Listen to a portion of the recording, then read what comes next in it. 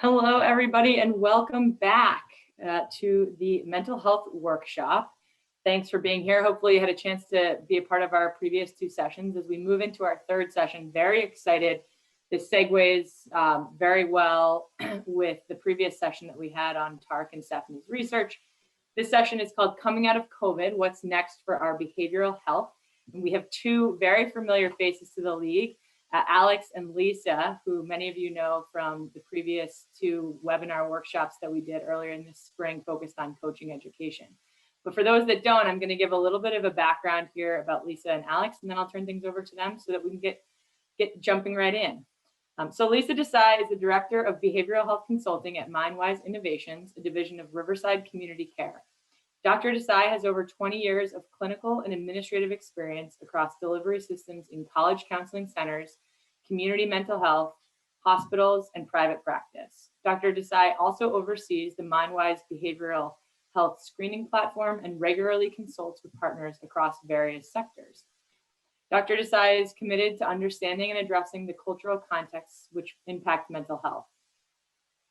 Alex Pradas has over 10 years of experience working with youth and their families in the field of education and mental health. She currently serves as the program director of the Needham Community Service Agency at Riverside Community Care, which supports youth with severe emotional disturbances and their families. Alex is a behavioral health trainer with MindWise Innovations and an outpatient clinician at Tradeport Consulting Mediation Associations based in Portsmouth, New Hampshire. Alex specializes in EMDR therapy to individuals who have experienced trauma. She is committed to helping individuals and communities find healing and is passionate about collaborating with organizations to support mental health awareness and increasing access to that support. I have had the pleasure of working with Lisa and Alex a lot this year, and in particular this spring, and I'm so excited that the two have agreed to be back for a session during our sort of pinnacle event here around mental health. So I'm going to not wait another minute and turn it over to Lisa and Alex to guide us through this next session. So thanks to the two of you for being here. Thank you so much, Kate. It is always a pleasure and a delight to be working with you and America East in general. So we are looking forward to this presentation. Yeah, Alex? Thank you so much, Kate. The pleasure has truly been all of ours. So as Kate had said, Lisa and I are from MindWise Innovations, which is a service of Riverside Community Care. So we just wanted to take a brief moment to say a little bit about Riverside Community Care and what it is that we do. So we work with Riverside. It's a large nonprofit behavioral health and human services agency, and our headquarters, our main office is in Dedham, Massachusetts. We have lots of programs and services that are based in the surrounding area, but we work with individuals and families and organizations nationally and even overseas, actually. So, we work with a variety of folks and communities to support mental health, behavioral health, folks with developmental disabilities, and families that are struggling with the impacts of domestic violence. We also partner with schools and colleges and workplaces and communities that are seeking to address mental health issues and substance use, as well as suicide risk. And then one of the things that we also do at the Riverside Trauma Center is respond to communities and groups of people in the aftermath of a critical incident, such as a natural disaster. So we work with a variety of people and do lots of different things. And Lisa and I are here today from MindWise to talk with you about coming out of COVID. So just briefly, some housekeeping items. We would really love it if you would use the chat throughout our presentation today so that we can have some interaction with you. Please feel free to ask questions, make comments. We would really love whatever input you have to offer so that this is as much of a conversation as it can be. And as you already know, this is going to be recorded so you can access it at a later time. And we will provide a PDF of our slides because there are some resources on here that we hope that you'll hang on to. So no need to write it all down. We're going to provide it to you. So let's just frame the conversation that we're going to have today before we jump in. Our hope is to really talk about three main things with you today.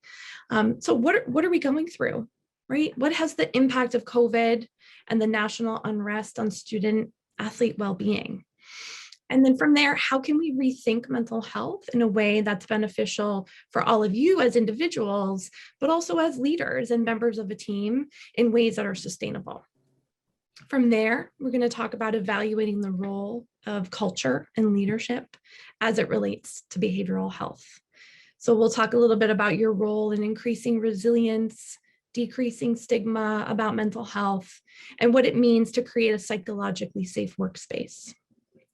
And lastly, from there, we're going to talk about the importance of taking care of yourselves, right? How can you as leaders lead in this change that of making behavioral health something that is just as important as physical health? How can you support yourselves, your peers, and your student athletes? So Lisa's going to start us off. Yeah. So as we talk about what we are going through, and also to emphasize what we're still going through, I think that we are hearing this coming out of COVID, when COVID is over.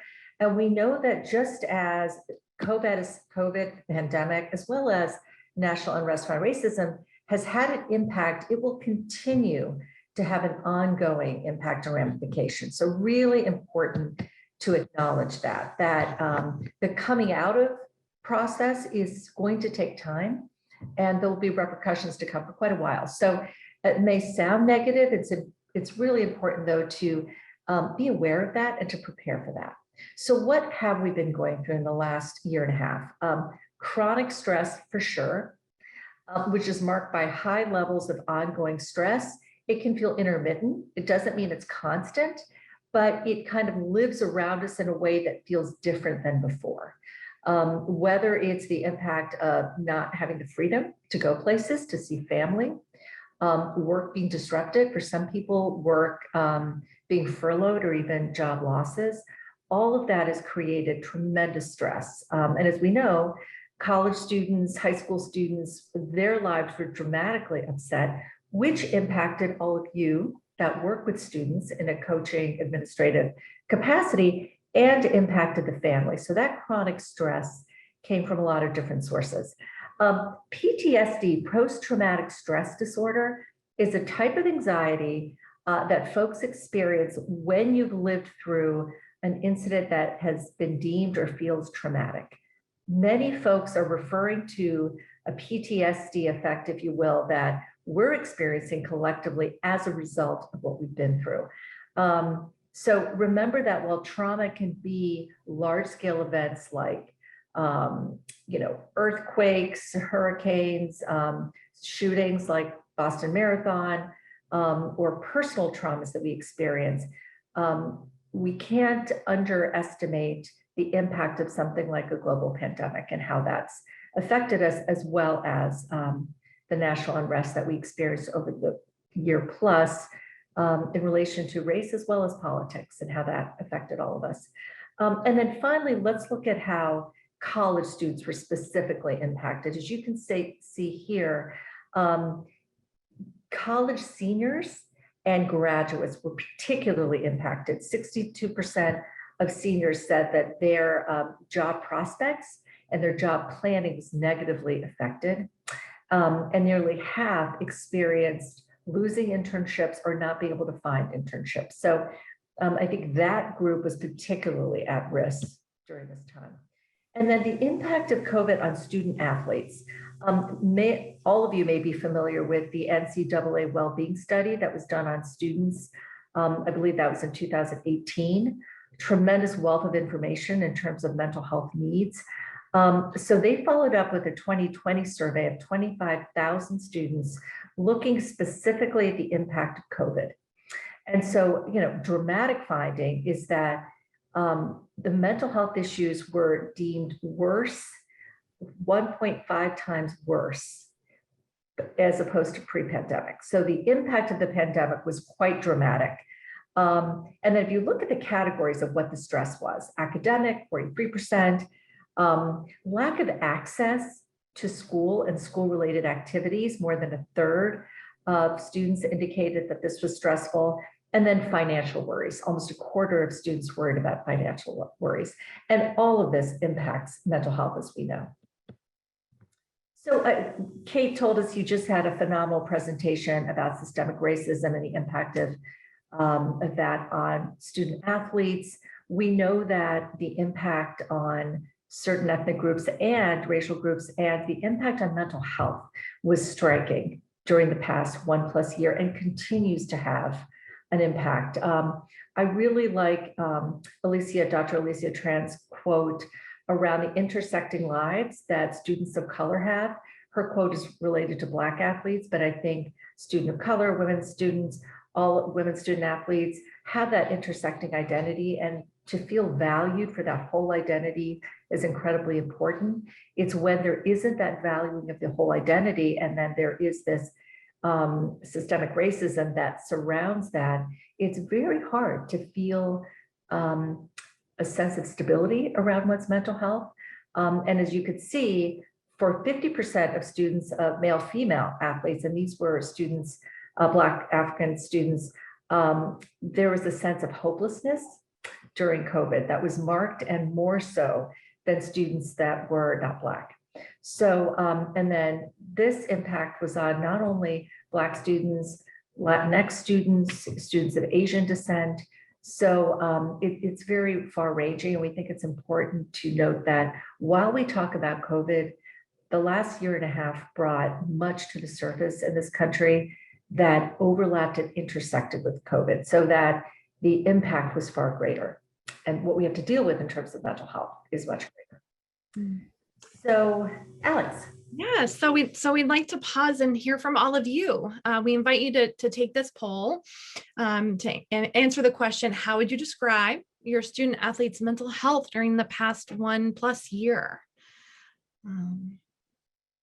High level of distress, moderate, low, or it didn't come up. Mental health struggles did not come up.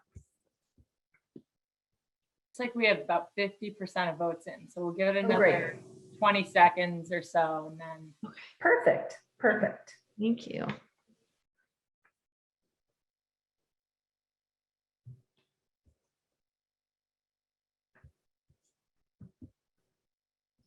It's always interesting to see how these polls. I know. I think I know how they go, and then they go different. Exactly. I think you're going to think right on. So I'm going to end the polling and then share the results. Okay. Okay. Thank you. Thank you all. Yes. Okay. Yep. Yep. Okay. Yep. That seems right to us. That seems very expected. You know, the 2% where they weren't sure, I think that's really something to think about is, were they just not apt to share with their team, with perhaps you if you're in an admin or coaching position. But certainly that high to moderate level is right on target with what we're seeing. Yeah.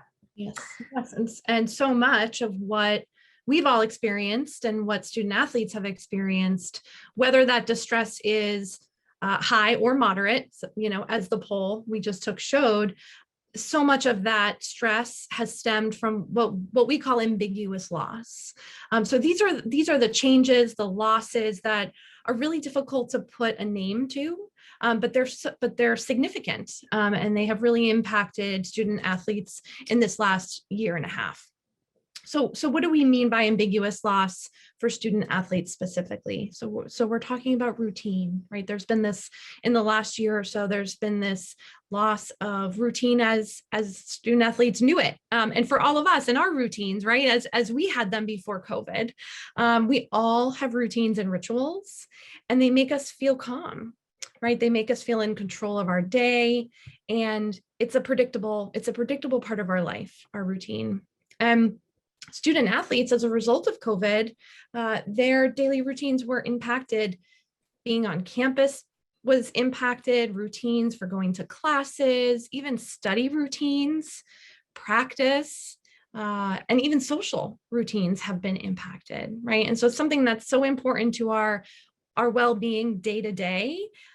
being so significantly changed has really left a lot of student athletes feeling sort of unsure of how to manage their time, right? How to structure themselves and how to feel connected during the day. I think another big one is independence. You know, I'm sure that you all know how highly valued independence is for college age students. I can remember it well.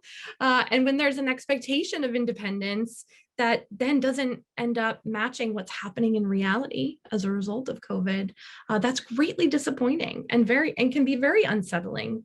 You know, many student athletes were back at home, back in environments that really limited their independence, and that made an impact on their experience in this last year.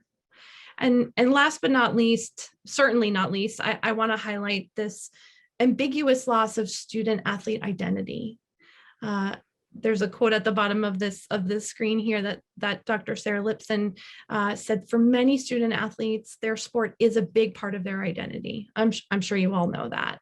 And the community on campus and their daily routine. So when a big part of your identity is taken away or changed in a very significant way, that really has a big impact on one's mental health.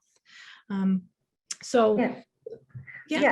was just going to add, Alex, I think that simply acknowledging that this is real, that kind of giving permission to grieve for these losses, even though sometimes I think it's easy for us to say, to minimize and to say, oh, well, you know, everyone's healthy, at least I have this, at least I haven't lost anyone to COVID. And that is all great to feel grateful about those things. It's also okay to grieve the loss of parts of our lives that were really important to us. And for some students, really made a big change. I know anecdotally that for students that were freshmen and playing a sport in college or universities, it could have even changed whether they continue to play sport, because that first year they really didn't have that opportunity. So very real as well as ambiguous losses that have happened. Yes, yes. And so even before COVID happened, right, and dramatically affected all of our lives, it was estimated that about 264 million people around the world suffered from depression. And global rates of depression and anxiety have increased about 15 to 20% just in the last decade.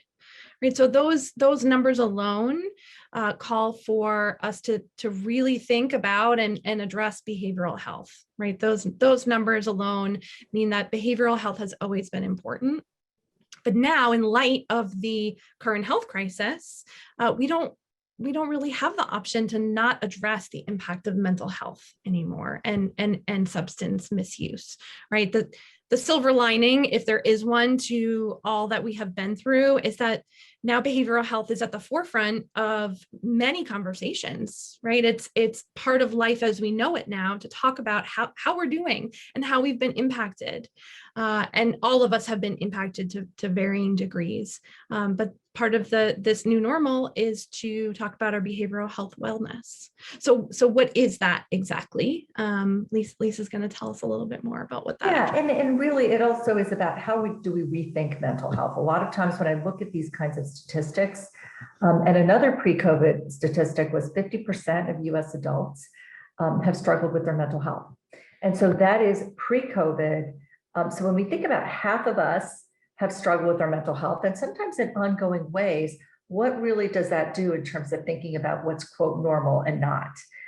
So really rethinking what mental health is. So when we, as Alex was saying, when we talk about behavioral health is an umbrella term that includes mental health and substance misuse and ties in the impact on physical health and the interplay between mental health, physical health, and how substance misuse can sometimes be related as a way to cope or try to manage, or substance use and misuse can lead to mental health challenges. So a real important point we always like to remind folks is that mental health is on a continuum. The World Health Organization has a great definition of mental health, which really encompasses how we engage with the world in relationships, what's our well-being, what's our contribution to what we're doing and our capacity to be functional, so that mental health really goes beyond thinking of somebody that isn't struggling with anxiety or isn't struggling with depression. It's how we are in any given day, and we are all somewhere on that continuum. Depending on life's challenges and what's going on around us, our mental health is going to be impacted, sometimes temporarily, sometimes for longer periods of time. And again, the tricky thing about substances, this is a whole conversation unto itself, is that many folks can drink kind of socially or use a substance periodically and never experience difficulty, and others for a variety of reasons. As we know, some for hereditary family history reasons are more prone to developing a substance abuse problem. So again, and really important to look at that interplay. So our goal at MindWise and having these conversations with all of you is, let's really become more comfortable talking about mental health, and particularly when we're talking about athletics. There's such a value on physical well-being and health, and really important to think about mental fitness in the same way. Mm-hmm. And we recognize so much of what we're talking about and what the conversation has been about the last year and a half has been negative, has been heavy, right? And these statistics are so disheartening. But part of the story, a very important part of the story, is that facing adversity makes us more resilient people, makes us more resilient leaders and students and athletes. And being more resilient means that we can cope effectively with stress and recover more quickly in terms of future stress, future difficulty. We invite you to think about resilience not as bouncing back, as it's sometimes referred to, because we don't ever really bounce back from the things that we go through, right? We are forever changed by the things that happen to us. And resilience it's less about bouncing back and more about adapting to change and coping with hardship. And it is not a fixed thing. It is something that can continue to be strengthened throughout your entire life. You can continue to grow your capacity for resilience and ability to cope with stress throughout your entire life. And we have to say that the research is quite clear. That responsive social interaction is essential for strengthening resilience. I can't say it enough. It's like my soapbox in everything I do. Responsive social interaction is key for strengthening resilience. What it really means is that relationships are the greatest protective factor against the adverse effects of stress, and really in many ways prevents against future adversity and future behavioral health issues. And so all of you, as part of a large caregiving system, because you are part of a caregiving system for your student athletes, you represent this greatest protective factor for your student athletes. Your relationships can help students grow their resilience. So an open discussion about mental health and resilience, right? The strength that we gain from facing adversity can also lead to a decrease in the stigma that surrounds mental health. And less stigma means less silence and less shame and more access to help that people are deserving of and need. And there is so much help out there. That's really something that we also can't say enough. There is so much support that exists out there in the world for whatever people are struggling with in terms of their behavioral health. And so if we aren't talking about behavioral health the way we do with our physical health, student athletes aren't getting the support that they require for their behavioral health. So really, to sort of recap what we're getting at here is that two really important goals of addressing behavioral health are to be able to recognize and increase resilience, not only for yourself as individuals, but also in terms of the impact that you as leaders can have to support more resilient outcomes for your student athletes, and to decrease stigma. And that's such you made a lot of great points, Alex, about how much there is social support out there, or there are resources available to people. I think what's often hard is to reach out for those services, to ask for help. It can be really hard to ask for help. And I actually can think of many clients I've worked with over the years that were high school students or college students that were athletes. And I think it's hard to reach out for help when there is this persona of being this strong, admired athlete, high school athlete, college athlete. So I think as we talk more about this and decrease stigma, what hopefully will happen is there'll be more comfort, and it will not seem, we're going to talk about vulnerability in a few minutes, but it won't be seen as weakness to reach out. Right. Absolutely. I can think too of many student athletes I have worked with who have then gone on to talk pretty openly about how they've received help. And there's this beautiful trickle effect, this ripple effect, right? Where then their peers start to seek more help as well. That's right. Yep, exactly. Hold on. There we go. So I'll talk a bit about how do you build this culture within your team on campuses that supports talking about mental health and other challenging topics, like, for instance, race and diversity. So we often think about when you have this foundation that's supportive, it really supports all kinds of challenging conversations. So we have another poll for you. Are you gonna, Kate, is this one? Oh, great, awesome. What do you think is most difficult for your student athletes to discuss with you or your team? So choices are academic struggles, mental health concerns, sexual or gender identity matters, or personal impact of racism. Really curious to see the outcome of this poll.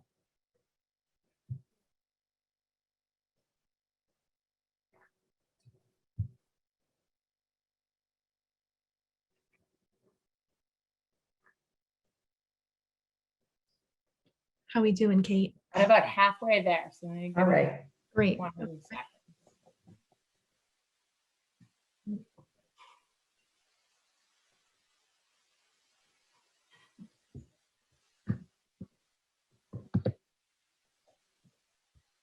Get your votes in.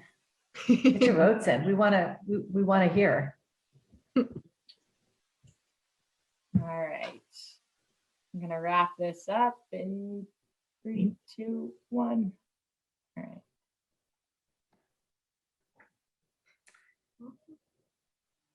Oh, okay. Huh.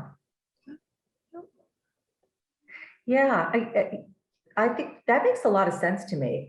Please put in chat if any of you are surprised by this. Would love to hear your thoughts about this.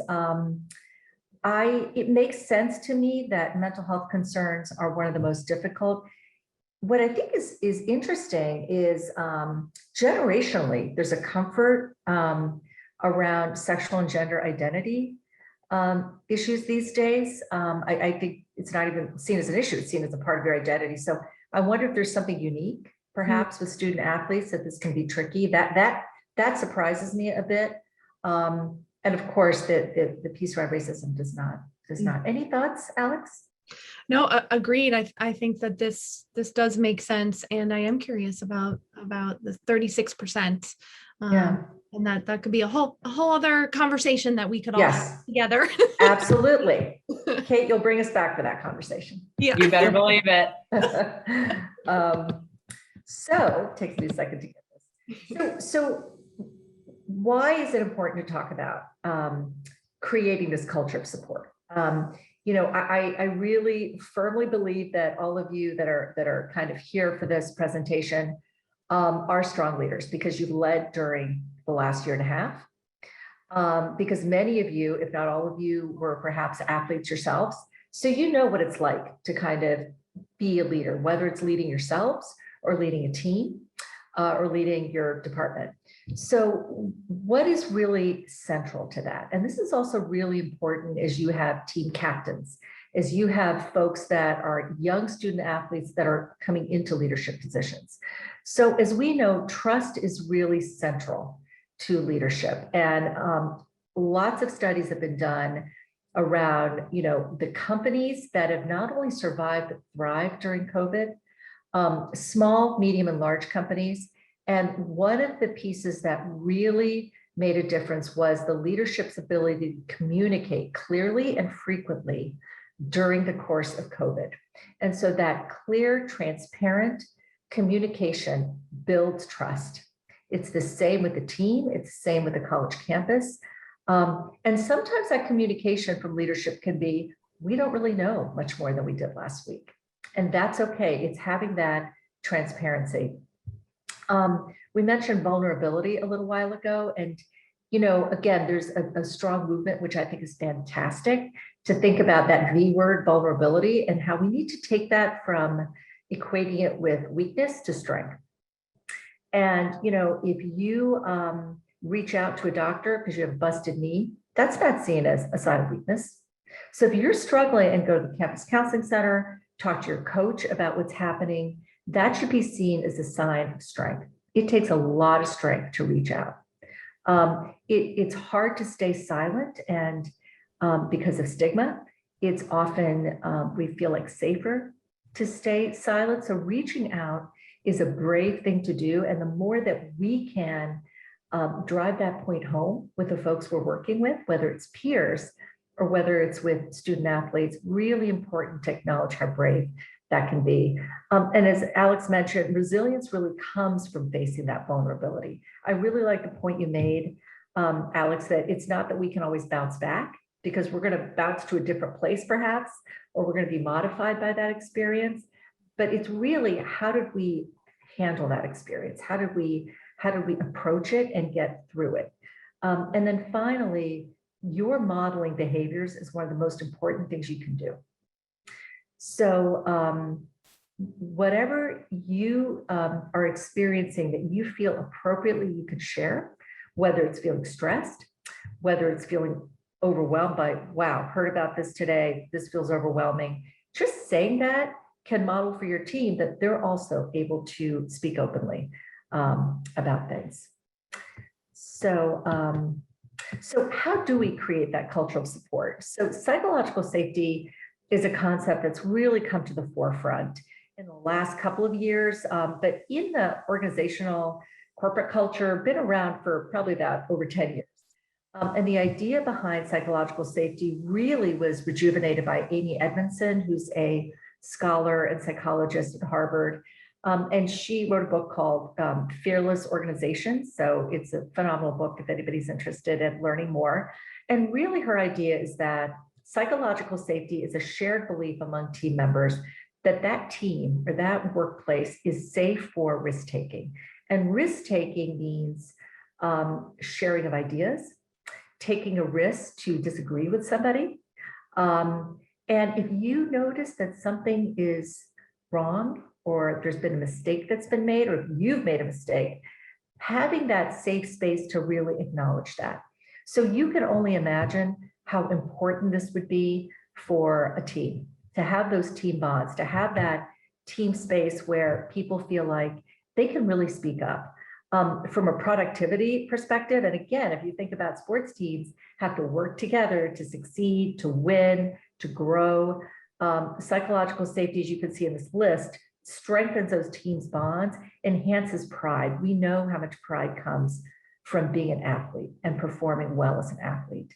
And creativity, which, you know, I don't know how that translates into athletics, but I can only imagine, it's how do we creatively kind of address what we need to do to move forward, to win this game, to do better as a team. And then finally, a real important part about psychological safety that has to do with leadership is that the feedback is important. So it's not only important for team members, just like it's employees, to get feedback, which is kind of expected. It's also important for leadership, for coaches, for athletic directors, for those of you out there that are leadership position, for you to also be able to hear feedback and to hear it. And if it makes sense to implement it, to implement, to take that feedback, put it to action, and then circle back and say, hey, you know, I heard from the team about this. I am making this modification, so that they know that they were heard. That really strengthens that loop. Another great piece to read is about Project Aristotle, from which Google kind of published a while back. And it's where they really looked at what makes high-performing teams. It's a great read. It really shows that education, diversity, experience, all of that is great to have on teams, but what really makes a high-performing teams is the relationship that forms among team members. And then, so how can you, so now you've got a kind of psychologically safe culture. Let's say you've got an environment that you've built where people feel comfortable. You kind of know that as a leader, you have to guide them through these uncertain times. And we talked about how in times of uncertainty, what we're going through, there's chronic stress. Alex talked about how our routines are upended. And so what do you do when you've lost your sense of routine? So a real handy framework that we can share with you to leave you with and kind of in your back pocket is called safety, predictability, and control. And this is something you can use for yourselves individually, for your families at home, and you can use with your teams and use at work in your departments. So, and it's a way of thinking about safety from an emotional, psychological perspective. So when we think about safety physically, we know that what we have to do, wear gloves, wash our hands, wear masks. What do we do for our emotional safety? So how do you reduce that toxic stress that might come from relationships that actually don't feel good and maybe have changed? How do you practice self-care to bring some emotional safety and really fostering, identifying those positive social connections? And we all know those connections where we walk away from a conversation or taking a walk with someone and we're energized and we just feel good. We feel good about that person, we feel good about ourselves. And that can be dramatically different than walking away from a conversation where we feel not good, whether it's feeling a little bit battered or depleted or kind of walking away thinking, oh, is that person a friend or not? Those are kind of signs that maybe it's not a relationship that brings an internal sense of safety for you. Predictability is how do you build routines and rituals, as Alex said. And that ritual and that routine may change on a daily basis. A lot of us dealt with that during COVID. Our changing schedules, kids or family members, friends changing schedules, parents changing schedules. So really thinking about what can we control, because there's so much that we can't. And that's the last part of control. Sometimes that control can come from collaboration.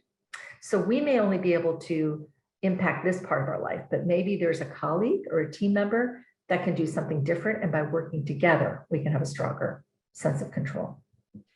Lisa, I just want to link back to something you said earlier about being vulnerable. Mm-hmm. and thinking about safety in relationships, right? And how often when we are vulnerable, we feel like that's unsafe for us. It may make others feel unsafe, but when actually it does the opposite. I've worked with so many individuals who feel like when there is vulnerability from the leader, that actually does create more safety for them. Yep.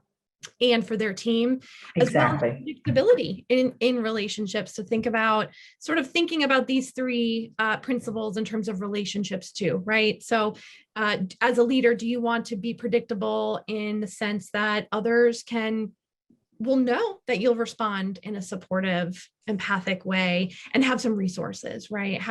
Be comfortable talking about behavioral health and what might be out there, which we'll get to in a little bit. But I just wanted to drive that point home again that you made earlier. Thank you, Alex. And actually, that's a perfect segue to the next section of what is leading the change and what are those resources? Yes. So how can you as leaders help lead in this change, right? How can you help make behavioral health something that's addressed in a post-COVID world? Because you're in a position to support change to making behavioral health considered just as important as physical health. And as leaders, you're models for how you take care of yourself, right? Mentally and physically. And this is important. We're talking about this for two reasons, because you matter, right? Your wellness matters. It's not just all about your student athletes. Your health is very important. And you have to know how to take care of yourself, or put your oxygen mask on first before you can support others. Yeah. Yeah, go ahead. No, sorry, go ahead, Alex. Oh, no, that's okay.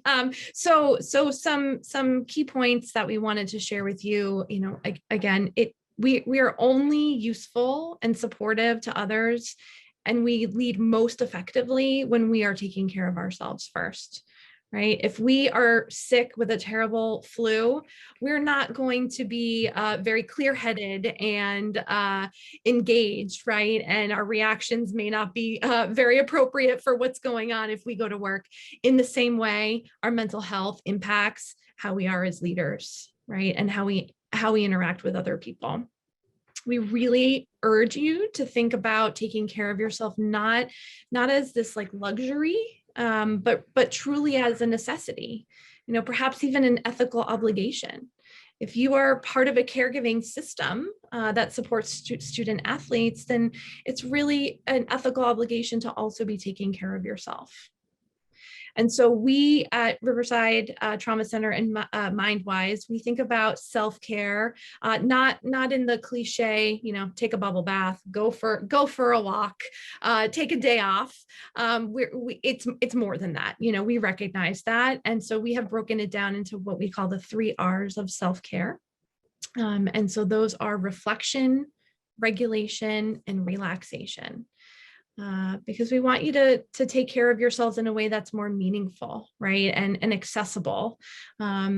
So when we talk about reflection, what we really mean is slowing down, right? Thinking about your work, your relationships, what your needs are, what your strengths are, and how things are going for you day to day and week to week, right? When we say regulation, what we really mean is engaging in things that help you to feel calm and feel in control and feel effective. Regulation can mean coming up with a list of your go-tos, right? What are your strategies for de-stressing? And then lastly, relaxation. Relaxation is really about keeping yourself strong and balanced, and engaging in things that invite joy and playfulness and ease. And we actually have a handout on these 3 R's of self-care that we can share with Kate. Yes, and provide to all of you. Has some tips on there as well for things that you can do. But really the point that we're trying to drive home here is that taking care of your physical health is just as important as your physical health. Keeping your mind healthy is just as important and directly connected to keeping your body healthy, right? And self-care regularly, not just when we're totally burnt and crashing, right? So regular self-care actually plays a huge role in reducing the risk for future difficulties. So just like with physical health, early identification of mental health problems, of course, leads to better outcomes, right? I think Lisa and I have both been struck by this quote here in the center of the slide that in terms of the pandemic's potential impact on student athletes, it's expected that 10% of all short-term mental health problems will lead to a long-term functional limitation. That's a pretty significant number. And I think, again, to add on to what you were saying, the more support that those students, the 10% of those students get, the better the impact and their ability to be more functional. So it's not that that's a grim statistic. That long-term impact can still be incredibly functional. It really depends on getting that treatment in a timely manner. So I know we're just coming up to the time soon in a moment, Alex. So I'm going to go to the resource slide because you put together some great national resources here. Yes, yeah, this is like a drop in the bucket. So there's so much more out there. And I think what's really great about, there's 2 things that are great about this list is that, for one, if you go to any of these resources, there's going to be tons of links to other resources, right? And they all connect at some point. So knowing that this could just be a starting place to find more resources, both for yourself, the people that are close to you, and your student athletes. And I really just want to highlight the second one on here. That's the crisis text line. I think, given the world we live in today, texting is everything for people. And sometimes picking up the phone can be a real barrier to getting help. And so I know that this text line has helped a lot of people who really just struggle to take that step to make a phone call. Yeah, right. So thank you, Alex, for that. And thank you, everyone. Some takeaway thoughts, although I think you're going to jump into another presentation here in a minute.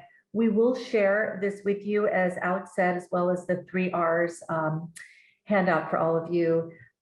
Thank you. Thank you for joining us. Really appreciate it. If you have follow-up questions, Kate knows how to reach us and can get those questions to us. Thank you so much, everyone. Enjoy the rest of the day. Thank you so much, Alex and Lisa. As always, so many good takeaways. I've got a million notes already, though I know you guys are going to provide Yes. the sort of the one pager with the 3 R's. So thanks for always being such a wonderful partner with this advice and direction and really tangible takeaways. We cannot tell you how much we appreciate it in this climate in particular. So thanks so much. Pleasure to be here. Enjoy the rest of the conference today. Appreciate Take care, it. everyone. Take care. Bye-bye. Great, you too.